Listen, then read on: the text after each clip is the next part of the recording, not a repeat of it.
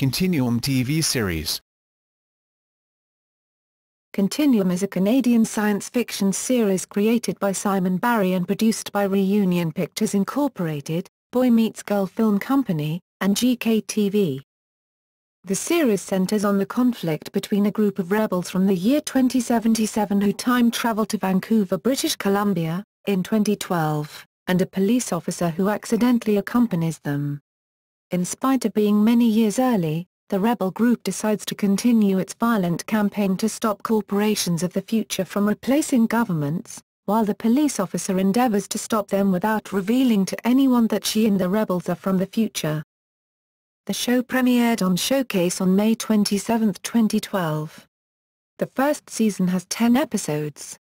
On August 25, 2012, Showcase renewed Continuum for a second season of 13 episodes which premiered on April 21, 2013. Showcase, in Canada, May 23, 2013, Sci-Fi, in the UK, and on June 7, 2013, Sci-Fi, in the US. On June 5, 2013, Continuum was officially renewed for a third season which premiered on March 16, 2014 on Showcase in Canada and April 4, 2014 on Sci-Fi in the US. Prelude. Every episode of Seasons 1 and 2 begins with a plot of the show narrated by a voiceover from the point of view of Kira Cameron. In Season 3, the narration was replaced by a new sequence that contains a CGI version of the time travel device, scenes from previous seasons, and cast credits, before finishing with Kira Cameron, Rachel Nichols, holding the device, followed by the title card. Plot. City Protective Services, CPS, law enforcement officer Kira Cameron, Rachel Nichols, lives a quiet, normal life with her husband and son in 2077-era Vancouver. Under the corporatocratic and oligarchic dystopia of the North American Union and its corporate Congress, life goes on in apparent freedom under a technologically advanced high-surveillance police state. When a group of self-proclaimed freedom fighters known as Liber 8 escape execution by fleeing to the year 2012, Kira is involuntarily transported with them into the past. Joining with Detective Carlos Fonegra, Victor Webster, and the Vancouver Police Department, and enlisting the help of teen computer genius Alex Sadler, Eric Knudsen, Kira works to track down and thwart Edward Kagem, Tony Amendola, and his followers in the present day while concealing her identity as a time traveler from the future. Kagem and the members of Liber 8 plot to alter the past to avert the rise of what they see as a dictatorial and Orwellian corporate regime to be stopped at all costs. Meanwhile, Kira learns that Alec is none other than Alex Sadler, future corporate mogul and head of Sad Tech, one of the mega corporations that dominate the world in 2077. Fighting to return home to her family, Kira finds that her presence in 2012, and that of the members of Liber 8, may be no accident at all. Time travel. Throughout the series, multiple theories are suggested as to the nature of time travel and its effect on the timeline of events leading from 2012 to 2077. In discussion with Kira, Alec posits that his future self recalled his interactions with Kira in the past, potentially inspiring the creation of his own cybernetic technology from her futuristic implants and equipment and leading to a time loop, whereby conditions in 2077 cannot be altered. Otherwise, Alec and Kira consider that Kira and Liber 8's presence in the past may have already altered the timeline and created a separate chain of events, and thus the state of the world in 2077 is no longer certain. Evidence for each possibility is presented over the course of the series. Ultimately, the first season finale, End Times, reveals that the elderly Alex Sadler orchestrated the time jump that sent Kira and the members of Liber 8 back in time and that he knew precisely what was to occur in 2012. At the start of the second season, the contents of a message sent from the 2077-era Alec to his younger self reveal that his apparent goal is to avert the corporate-dominated future that his actions and inventions created. It is, however, unclear whether this is possible and what implications it may have for the unfolding timeline. It is presently unclear if future Alec has any memory of the events of 2013 since Kira went to the past, although the fact that he appears to have been aware that Kira would be in a position to meet himself, implanting certain codes and messages in her suit and CMR, along with his knowledge of the freelance time travelers that Kira learned about during her time in the past, suggests that at least some version of the time travel happened before. Series creator and executive producer Simon Barry has confirmed that the creative staff have established a set of rules for the version of time travel depicted, which will be further explored as the series progresses. Technology.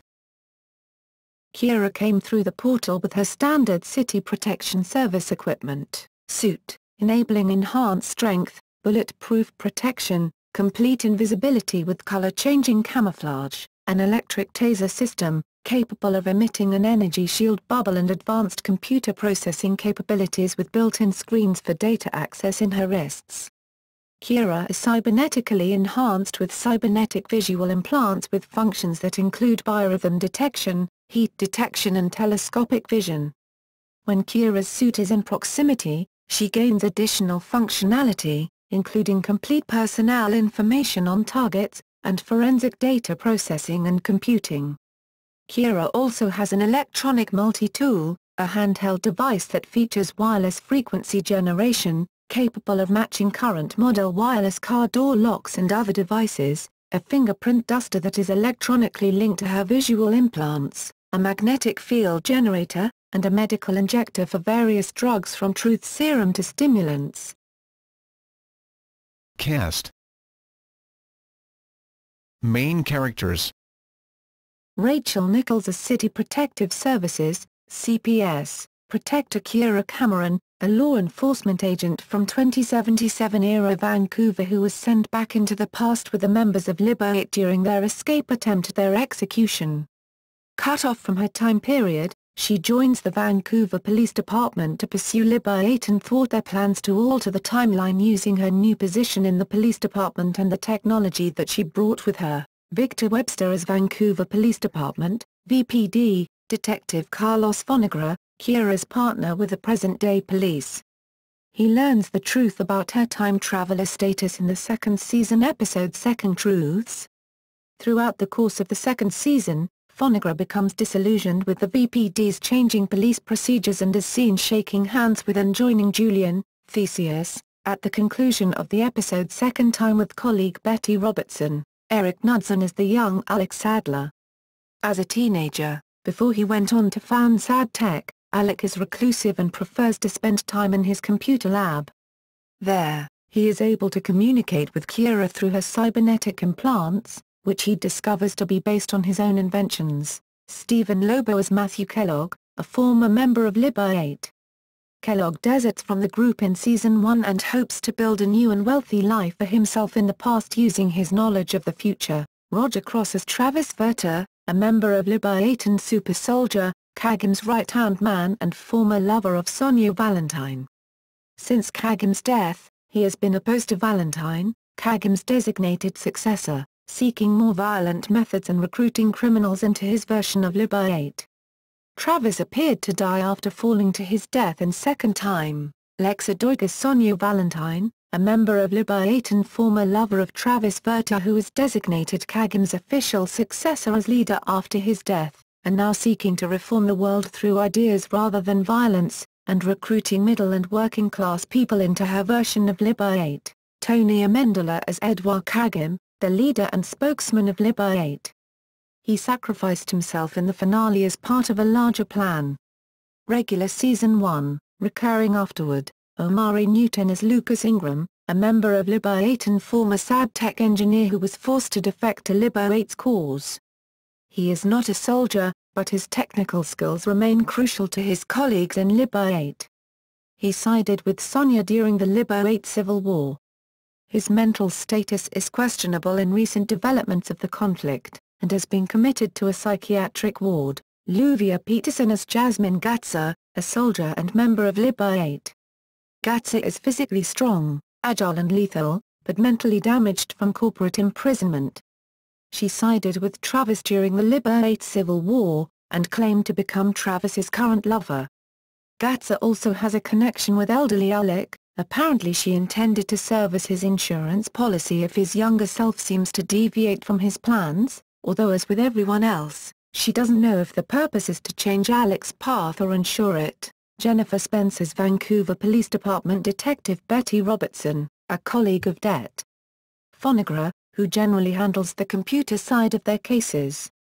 Recent evidence has suggested that she has begun to sympathize with Libba 8's motives to the point of providing them with information. Brian Markinson as Vancouver Police Department Inspector Jack Dillon, Carlos and Betty's superior officer. He respects Kira's insights despite the mysteries of her past. The red tape and politics of police work begins to set him down a dark path that alienates Carlos and even surprises Kira. Recurring cast. Richard Harmon as Julian Randall, Alec's stepbrother in 2012. Later in his life, he will be known as Theseus, the founder of Libba 8 and mentor to Edouard Kagim. Ian Tracy as Jason Sadler, an alleged former employee of the same prison where Libba 8 escaped from, thrown back in time to 1992, rather than 2012. His sanity isn't quite intact from his prolonged time alone. He has hinted that he has learned that there are other time travelers, capable of going back and forth through time, that are present in their current era, known as freelancers, but considering his mental state this information is of questionable accuracy. In the third episode of the second season, Second Thoughts, it is hinted that he is Mark Sadler.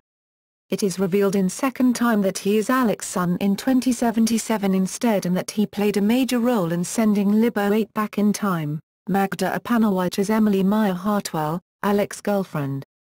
It is revealed in the second season episode Second Degree that she is working for Escher. She was killed by the freelancers in pursuit of the time travel device in Second Last.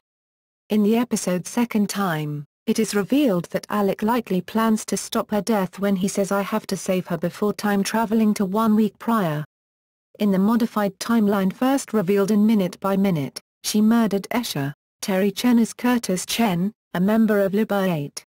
After being killed by the safeguard of Kira Cameron's handgun during their encounter in 2012, Curtis was revived by the freelancers in 2013 and revealed to be one of their agents. William B. Davis is the elderly Alec Sadler in 2077. In the future, Alec founded Sad Tech in the later 21st century. He has risen to head one of the largest and most powerful corporations in the world. As its owner and CEO, his influence and technology dominate the North American Union. He was also a founding father of the Global Corporate Congress, and is currently chairman of Superior Council. Alec is responsible for the presence of both Kira and Libba 8 in 2012. In Season 2 it is suggested that he regrets having founded the corporate future world, due to all that has been lost to create it, and has set a plan in motion, with Kira at the center, to change it, or perhaps ensure it. Hugh Dillon is Mr. Escher Mark Sadler, ex-freelancer, Alec's father, and a shadowy figure with powerful connections, who appears to know something about Libba 8 and Kira's true origin. He has protected Kira and seeks to form an alliance with her, however his true motives are as yet unclear. In Second Time, he revealed himself to be Alec's father. In the modified timeline first revealed in Minute by Minute, he is murdered by Emily. Nicholas Lee is Canadian Security Intelligence Service, CSIS, Agent Gardner. He believes that Kira is feeding information to Libba 8 due to her anomalous background, although Kira and Carlos have mistakenly speculated that he may be the mole himself. Later he and Kira find a middle road when she asks him to help investigate the freelancers. Gardner is killed by the freelancers for his efforts. John Reardon is Greg Cameron, Kira's husband. He is a Sad Tech project leader, and Alec Sadler is his boss. He is primarily seen in Kira's flashbacks to her life in 2077. Sean Michael Kira's Sam Cameron, Kira's young son. Kira's abrupt separation from him causing her a degree of psychological anxiety.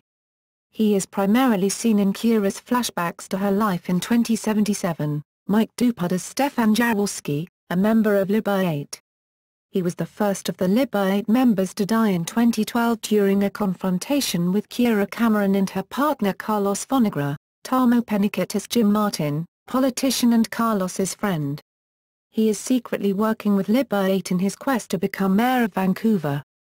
He commits suicide in Minutemen, Janet Kidder as Ann Sadler, Alec's mother, Michael Rogers as Roland Randall, Alex Sadler's stepfather in 2012.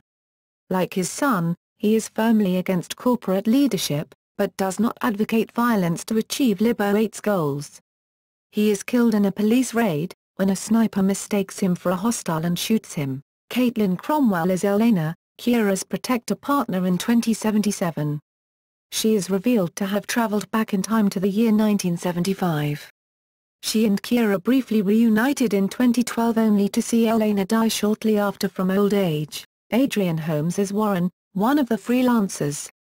He was sent back in time along with Jason from 2077. Zach Santiago as Miller, one of the freelancers.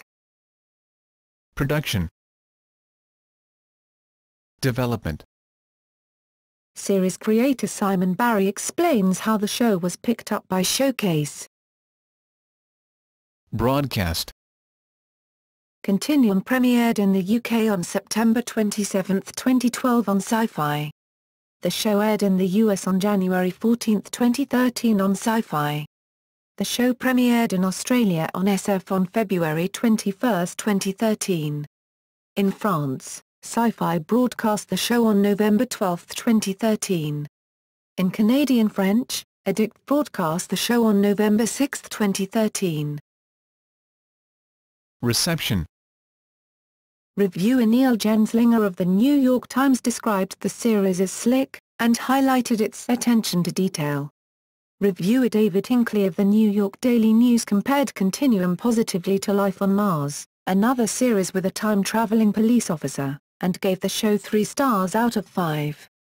According to Hinckley, the series has potential to do well, and if it doesn't aim to soar, it executes the basics well. Awards. The series connected with Canada's television arts organizations. On January 15, 2013, the day after the US launch, the Canadian Screen Awards, now one group after the merger of the Genie and Gemini Awards, nominated Continuum for 5 Screenies: Best Drama Series, Writing, Direction, Music and Visual Effects. Continuum won the award for the latter category. On February 20, 2013, Continuum was cited by the Academy of Science Fiction, Fantasy and Horror, Saturn Awards, for Best Television Presentation. This category represents the best TV show of 10 or fewer episodes. There was a special circumstance as the Saturn's eligibility period is based on a calendar year, from January 1 to December 31. Since Continuum didn't debut in the US until 2 weeks afterwards, an exception was made to include it in the TV presentation lineup. It eventually lost, however, to Breaking Bad. It was followed later that week by a nomination for the Season 1 finale from the Writers Guild of Canada, only to be upset April 23 losing to the LA Complex. The show was showered with an all-time record 16 Leo Award nominations. The awards were handed out June 6 and 7 of 2013. Competing against titles such as the CW's Arrow and CBC's Arctic Air. Continuum's nominations included Best Dramatic Series, winner, Best Direction, William Waring, Family Time, winner, Best Direction, Patrick Williams, End Times, Best Screenwriting, Simon Barry, End Times, winner, Best Cinematography, David Pelletier, End Times, Best Editing, Alison Grace, Family Time, winner, Best Editing, Alan Lee, End Times, Best Production Design, Chris August, End Times, Best Costume Design, Maya Mani, A Stitch in Time, winner, Best Stunt Coordination, Kimani Ray Smith, Wasting Time, Best Male Guest Performance, Jesse Moss, Matter of Time, Best Male Guest Performance, Ian Tracy, End Times, winner, Best Supporting Actor, Richard Harmon, Family Time, winner, Best Supporting Actor, Brian Markinson, End Times, Best Supporting Actress, Jennifer Spence, Playtime, Best Supporting Actress, Lexa Doig, End Times. On March 9 the Constellation Awards announced their nominations. Continuum was cited in 4 categories. Ultimately, on June 22, it won 3, Best Sci-Fi TV Series, Best Sci-Fi Film or TV Script, and the first ever acting award of any kind for Rachel Nichols, Best Female Performance in a Sci-Fi TV Episode. In other media. Online game. Zeros to Heroes Media Incorporated has created an alternate reality game website, Continuum the Game, hosted on http://continuum-the-game.com/. Online comics. The game site also includes a comics section, featuring Continuum, The War Files, which is an 8-part graphic novel that tells the war that is going on in 2065, between the corporations and Lib 8. For now, the comic is available only in Canada.